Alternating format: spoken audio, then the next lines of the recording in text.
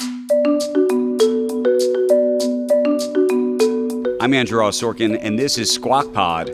Barry Diller has shaped the media world for more than half a century, redefining television, launching networks, and backing bold ideas long before they were safe bets. Netflix, Amazon, and Apple control the entertainment business. They have, I don't know, what would you say, 100 times the resources of these legacy companies, and they're in control. They ain't giving it up. On this bonus podcast, the deals, the stories, the man, Barry Diller.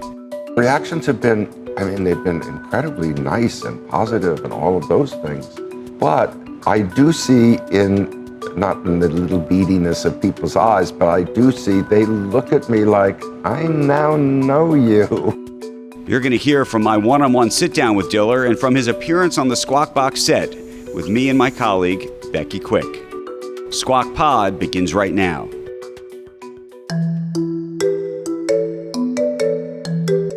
This week, Barry Diller published a memoir. It tells the life story of a name familiar to the media industry and our audience here on Squawk Box.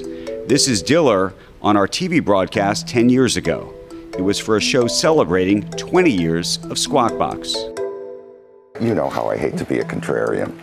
But, I know how much you hate to be a contrarian. I think the words that we use now, nothing is of course predictable, but the words we use now, broadcast, cable programming, over the top, they'll all be gone. Because now, where everything is going to be distributed without question through essentially a data pipe, not a broadcast pipe, not a cable pipe, but a data pipe. So over time, these definitions will no longer be in use. I don't think there'll be anything called broadcast television or cable television. There'll be brands, if people are good enough to have as much differentiation as they can conceive, or there'll be programs. At age 83, Diller holds nothing back, from his formative years growing up in Hollywood to the start of his business career. He launched the Movie of the Week on TV for ABC at the age of 27. In his early 30s, he led Paramount Pictures. He got the Fox TV network off the ground with Rupert Murdoch. So many stories like this are in his new book, Who Knew? I spoke with Diller last week at the Manhattan headquarters of IAC, the media conglomerate where he is chairman. I asked him what led him to write a book about his life and career.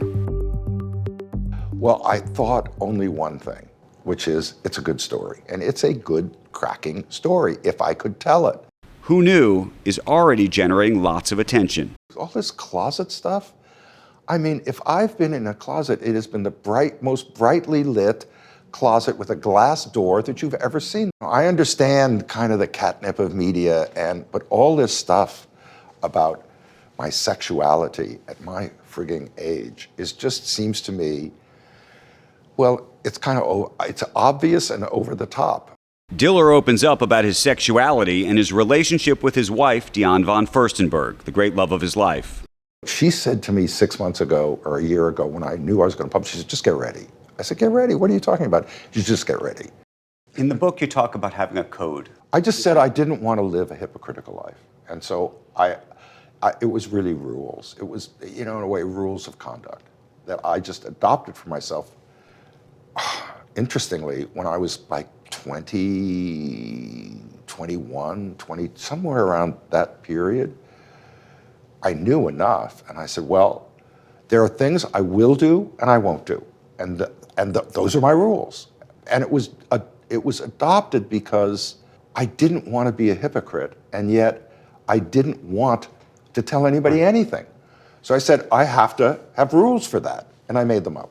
Rules for a life he lived in fear. But Diller says that gave him a superpower that propelled his career in business. If you have one great fear, you don't have room for many others. And I think that, in a weird way, as painful as the early development was, I think that's actually a great gift, odd, crazy-ish gift that I was given, that it allowed me to be fearless in so many other areas. What do you think you learned about yourself in the process of this? I've always had a problem living in the moment. And so doing it, actually, it's living in the old moments, since I didn't really live in those moments at the time, was kind of fun for me. And it also, I learned things in the process of doing it that I had never known. Okay, you just said something that's fascinating to me, and I think it's actually true of some of the most successful people in the world, but I also think it's a bit of a prison. You just said you don't live in the moment. Yep. I think that you live oftentimes in the future. I think you can be somewhere, but you're thinking about other things that you are hoping and projecting are going to happen in the future. Sure. Is that what's happening? Yeah. For a lot of reasons, I worried that if I lived too much in the moment, it would take things away from me. I thought if I lived in the moment, it would make me cynical. And one of the things I've always tried to hold on to is a certain kind of naivete. Diller's work exploits are legendary. I asked him about his experience launching the fourth TV network Fox with Rupert Murdoch back in 1986. When Rupert, who I've always described as kind of the sun god, when the sun god smiles on you, ain't nothing like it. And the way he did me a great good favor when I went to him and said, I want to be a partner in this enterprise I've helped build. And he said, there's really only one principle, and this is a family company, and you're not in my family, and I left. So I want to ask you about that moment, because you're right. He says, this is a family company, and you are not a member. Yeah. That was what the quote. And you wrote that your delusions at that moment about maybe having an opportunity to sit at that table, maybe almost as a almost member of the family, crumbled. What did you think? I thought I'd been told. What did I think prior to? Prior to him saying that, did you think that he? No, I think any employee, any good employee, thinks the company's theirs, or should, and is proprietary towards it. And any good employee acts like it is theirs. And it is a delusion because it isn't. One of the most challenging times in Diller's career was his court battle with John Malone, whose company Liberty Media sued IAC when Diller proposed his plan to split it up into 5 companies. I asked him to reflect on that court battle. I was really devastated by it because, first of all, to say the least, control is a big part of my life. And I had a lifetime proxy on these shares, which meant I totally controlled the entity. And we were in Delaware court to, quote, take it away. So it went right to my heart. So tell me when you got the apology, what you felt like. I felt a good, decent man reclaimed himself. I mean, he wrote me a lovely note. When it was over, and it was not only an exhale, to say the least, which I felt good about, but what I felt very good about is this person I revered, who I'd been associated with then for 20 years or so, did the right thing in the end. Because, by the way, what I didn't say is when John Malone testified, our lawyer said, it's over. John Malone would not cove to the lies that his executives made. He told the truth. Stand Becky by, stand Andrew by, 3, 2, 1, cue. The book really is, I just want to say, a love story, because he does say in the book that he is gay, thought he was gay, thought that's what was going on in his life, meets DVF, actually doesn't like her the first time he meets her. Yeah, Diane, I read that too. And then meets her again, and as he says in the book, starts making out with her like he's in high school. And it was, I think, a surprise to him that this was happening. And I think one of the things, and we talked a lot about it, the title Who Knew really is a double entendre, because it's a little bit of who knew, right, and who knew. We talked about how I've known him for 25 years. I never asked him, thought I knew, sort of, but I never really knew, but also marveled at this remarkable marriage that they have. And we're going to get to talk to him about all of that and so much more. Look, I think Barry's point that he didn't want to talk about his personal relationships, pretty valid one. And people don't expect most people to have to disclose everything that's going on in their life at work. why would he be held to a different standard? And I think his rules were pretty appropriate too. Just Well, the idea that he would not take a man to a heterosexual event was one of those rules, right? He had certain rules that I'm not going to pretend. But I think I'm not going to take a woman Right. that I'm not with. I think for him the complication was, and we talked about, for example, Tim Cook, who came out publicly about his sexuality, and so many others who have over the years. And actually, he talked about just the courage that some of those people had. But for him, it was more complicated because he never felt that he was the poster boy for one thing or the other, given that he was married to DVF and the relationship was as real as any relationship. And I know, people have always And sort of... is as real as any relationship. Is as real as any relationship. And so it's an interesting dynamic because I think there's part of him that, today he says, I wished I had the courage, but the courage to do what? To say what? Because it's a different situation. Right. We're going to get to talk to Barry about all the headlines and everything that's going on. He's going to be live here at the desk. The book is called Who Knew? There's not a lot of books that I can say this about. It is a brilliantly written book. And it's a fascinating read, and he's right. It is a story. It's quite the story.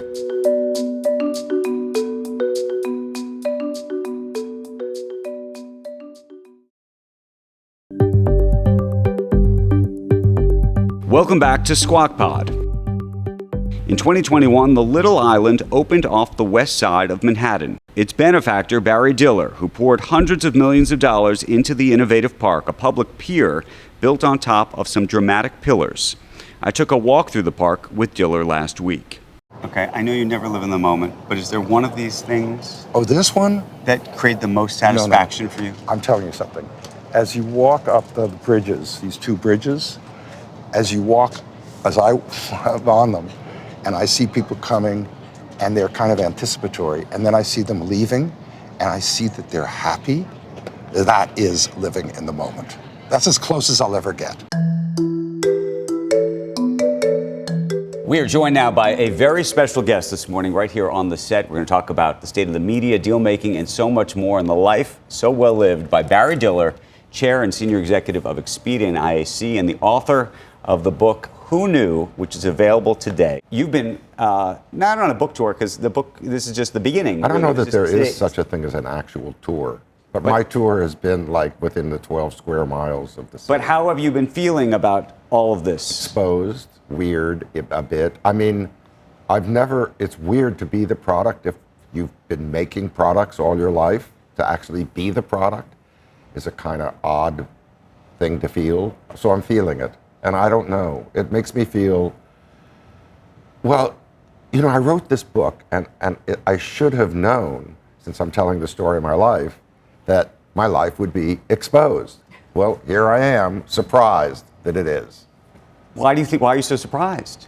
Because I'm a dope, because I have a great ability to compartmentalize, and even though my wife said to me, get ready, I said, oh, no one will care, please, no. Anyway, yes, so. What has the reaction been? Have people reached out to you? No, the reactions have been, they've been incredibly nice and positive and all of those things. But I do see not in the little beadiness of people's eyes, but I do see they look at me like, I now know you. That may be you imagining stuff. Of course though. it is. Yeah, all of this is imagining. But how can I complain? It's very nice, actually. To do it is one thing, and then you never, or at least I almost never thought I would publish this, and it was only relatively recently that I said that I would, in that 10-year or so period of trying to write the thing. And once you do that, then you press the button, the rest is kind of auto. It just happens. Okay, what's the most surprising phone call you've gotten so far? I'm in my car a few days ago, coming off something, and I get a no caller ID, and I don't, we probably, none of us answer no caller IDs. But you do. But I can't do the voice. Hi, this is Bill Clinton. And he said, I've stayed up all night. It was so incredibly sweet of him. He said, I've stayed up all night reading your book. And then he just went on about it. I kept trying to like say, gee, thank you so much, et cetera. All right, stop. It's making me like run into a wall. Okay, we're going to talk about all sorts of deals that are in the headlines now, but I have one question about deals in your book. Was there any of the deals that you talk about in the book something that you didn't want to talk about?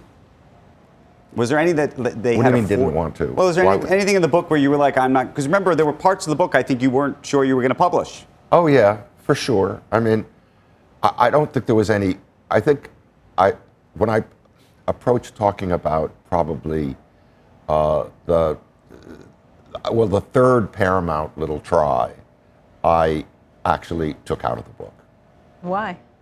Because I thought, why should I put another thing in that I didn't do rather than the things that I did do? Because while we were in there for 3 or 4 months. Which was the third try? Is this the most recent try? Yeah. You mean with around the Skydance situation? Yeah, okay. around that one. Well, here we are then. So let's go for it. It's not in the book. We can do it here. Oh, no, it doesn't matter. We were in there for a few months, and I realized that it was more about duty than desire. Duty in the sense that it would be first of all, a great way to end a book, given that my life was Paramount kind of twice. Right. But in the end, I thought, I just don't want to do that. And so we dropped out.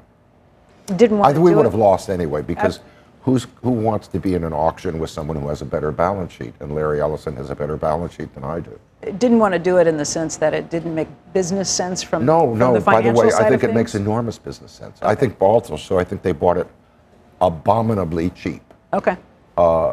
And so no, I absolutely think it's there for the doing. And so no, I think it's a perfectly legitimate economic transaction. Okay, let me ask you a more complicated one. What was so that? That deal is not closed yet.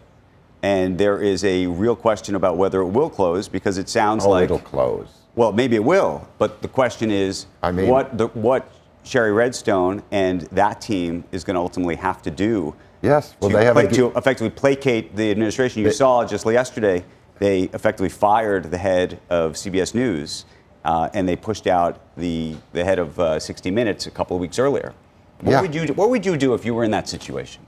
Oh, I hope I'd brave it through. I hope I would, but I didn't have a guillotine at my neck as Shari Redstone has, because for her, if that deal does not go through, I mean, she was in technical bankruptcy. So I guess you do what you have to do, but even saying that is kind of seems like wish not.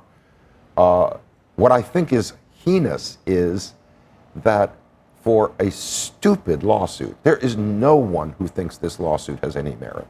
At least I ain't heard anyone. Right. Maybe a plaintiff's lawyer, but even that would have to cock his eyes. So it is utterly frivolous. So you ought to think, fine, go through, sue us.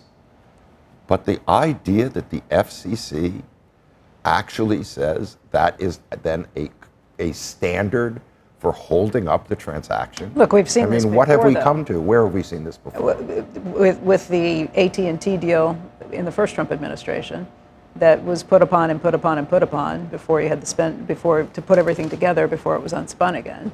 Yeah, and by the way, of course, eventually it happened because there was nothing to stand in its way. But it took so long to go through that process. There's nothing. The idea you can't fight City Hall. There is nothing to stand in the way that's legitimate of this deal.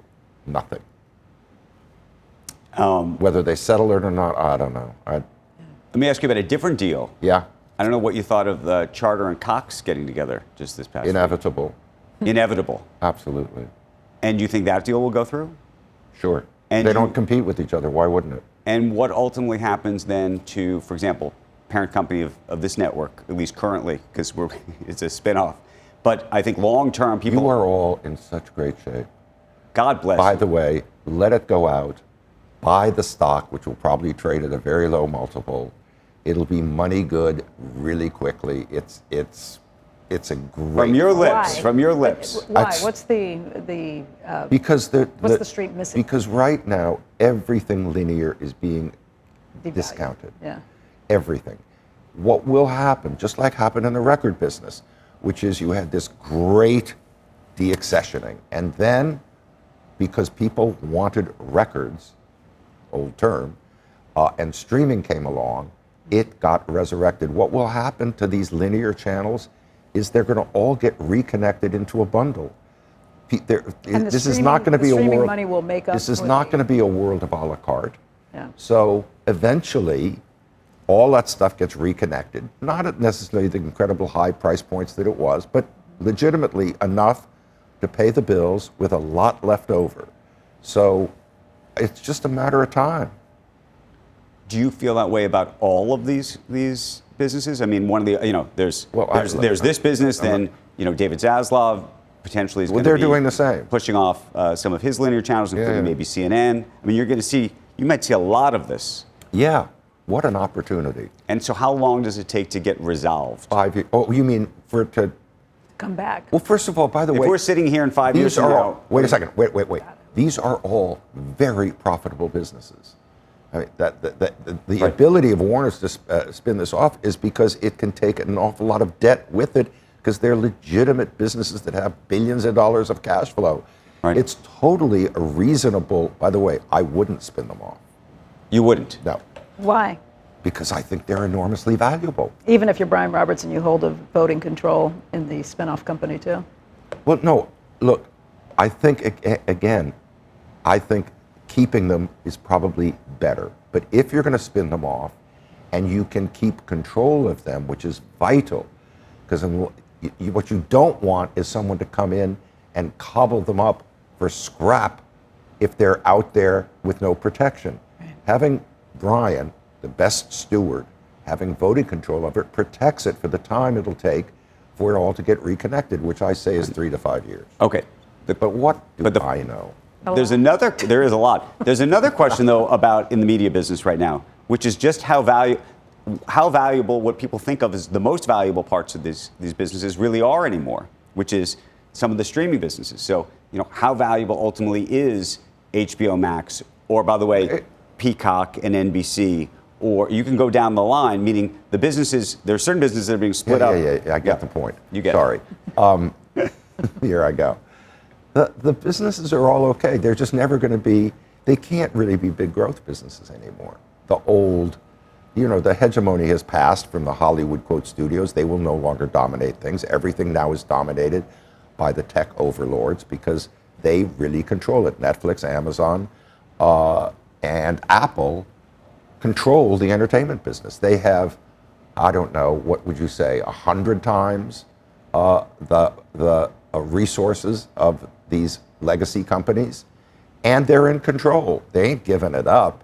Doesn't mean these other companies can't survive. They will survive. They'll just be smaller entities. It reminds me of Fox coming along and shaking up the three networks, primarily that were there, and then seeing like football, leaving CBS and going to Fox, because they could pay more because it made more sense for them. When Fox came, there were 3 channels, then there were 4, and then there were 400 a few years later.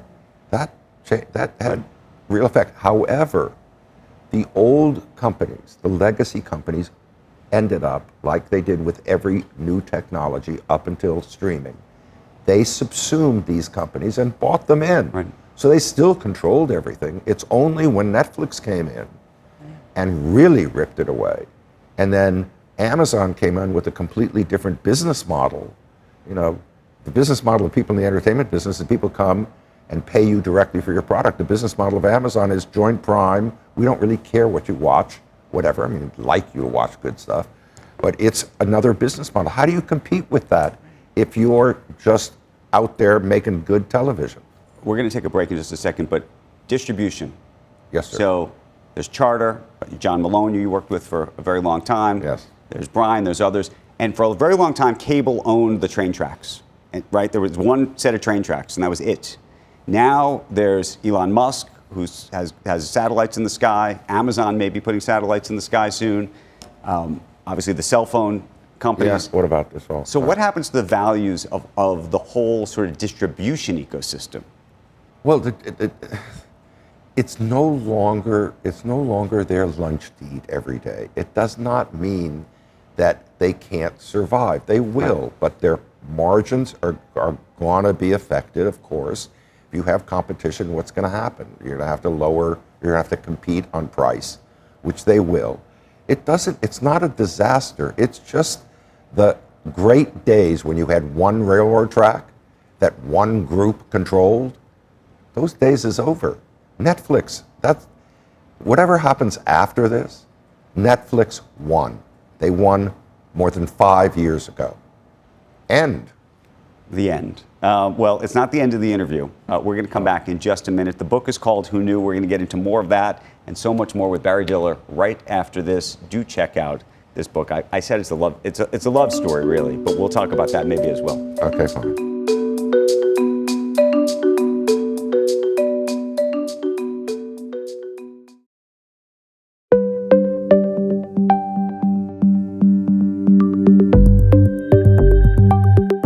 We are speaking with the one and only Barry Diller. His new book is out. It is called Who Knew? And it's out today. And we've been talking about, I think this is actually it's a great business book, but it's a love story. Can we just talk about that for a second? Sure. What do you want to know? Well, I do want to know when you did the title, what you actually thought the title was supposed to mean. The title came to me one day, these things do, celestially into my dim head. It came, Who Knew? It wasn't Who Knew with a question mark. It was Who Knew?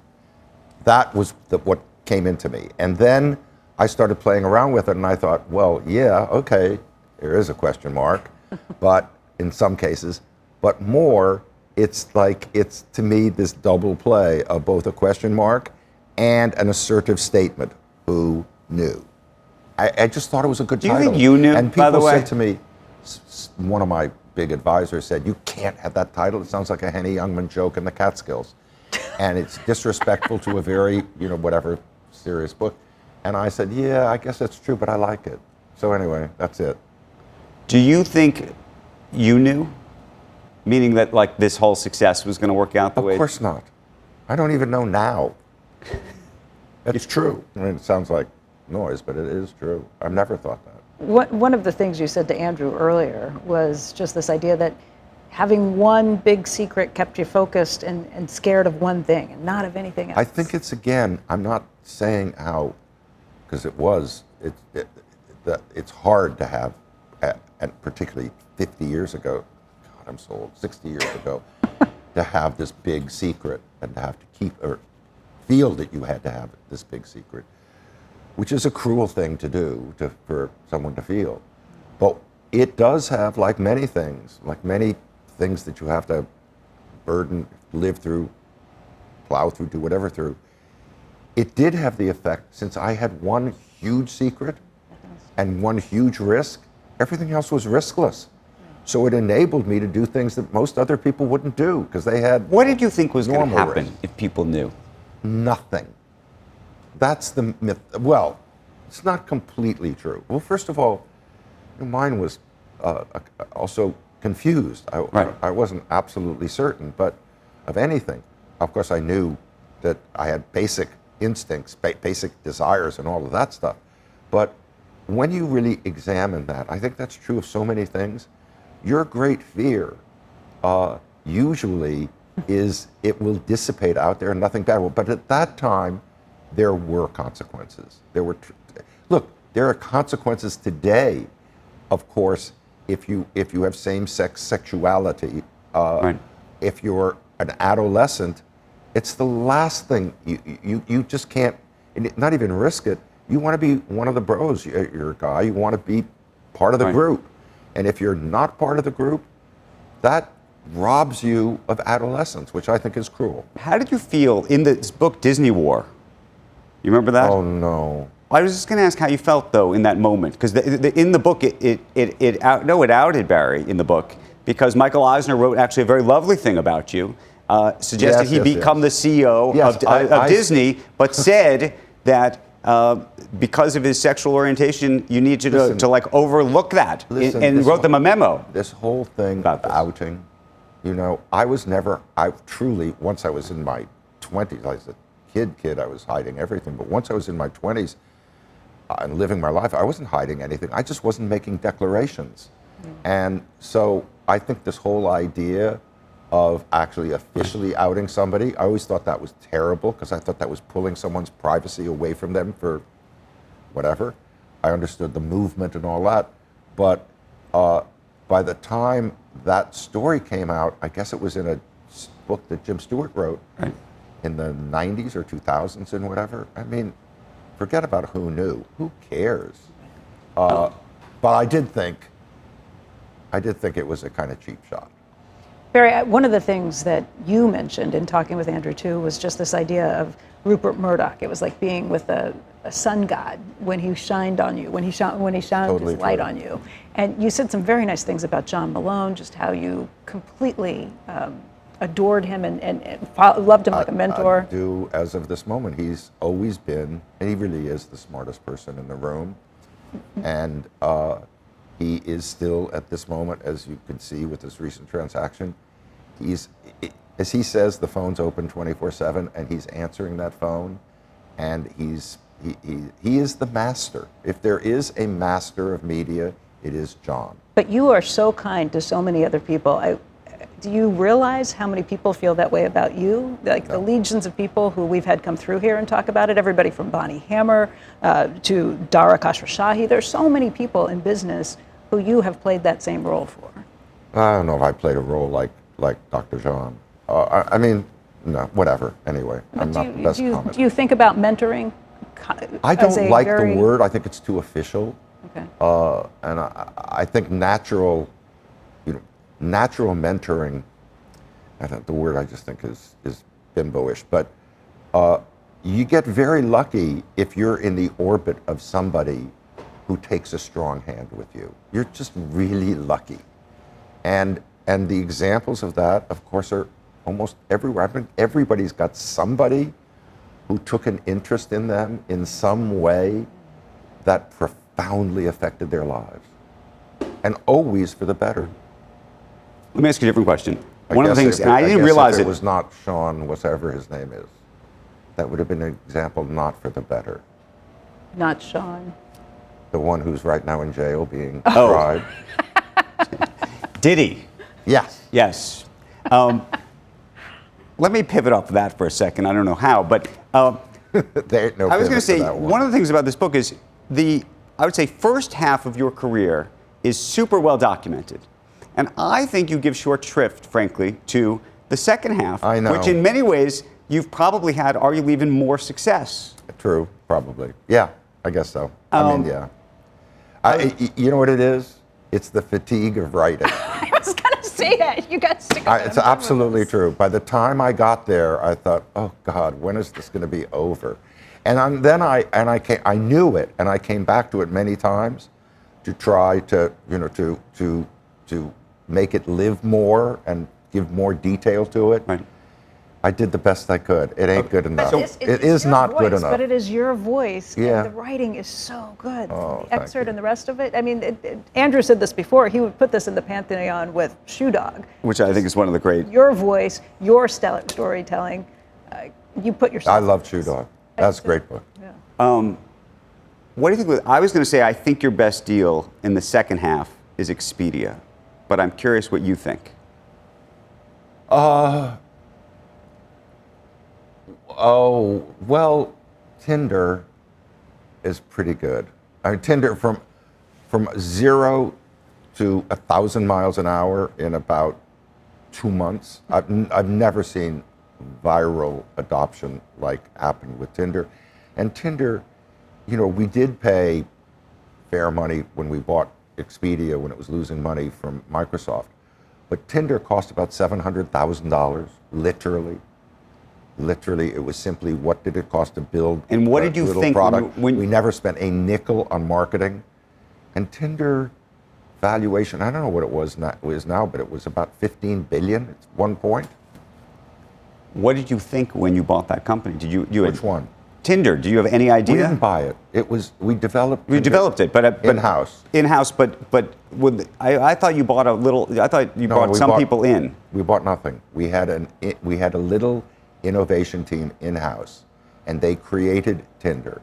And like anything, as soon as you saw it, you said, "Wow, this is just great." This kind of hit or miss. That concept of finding someone you wanted to do something with. Okay, if you were going to start your whole career all over again right now, Yeah. and you were 21 years old, what would you go do? What would I do? We are doing that at one of the companies at IIC, which is essentially an incubation company to put its capital into things. So there are all sorts of things to do. You just wake up in the morning, you get a group of people together, you have like contentious, creative conflict discussions, and out pops an idea of something. I mean, look, today, if you were choosing a track, what track would you choose?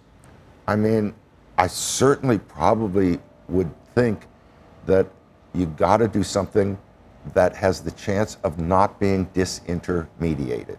And don't you think in a world of AI, it's going to disintermediate everything, or no? Not everything, of course not. But as many things will come as will go. But again, best look for things that technology is not going to be your overlord. Right. Your overlord, meaning that it can't disintermediate a good idea. The book is called Who Knew? It's a great one. Thank you for coming in this morning. Nice to be with you. Appreciate it. Congratulations, Barry. Congratulations. Thank you. And thank you to you for listening to this podcast. Today's episode was produced by Jacqueline Corba, Katie Kramer, and Zach Valise, and edited by Julie Tross. Squawk Box on CNBC weekday mornings at 6 a.m. Follow Squawk Pod on your favorite podcast app platform and listen anytime.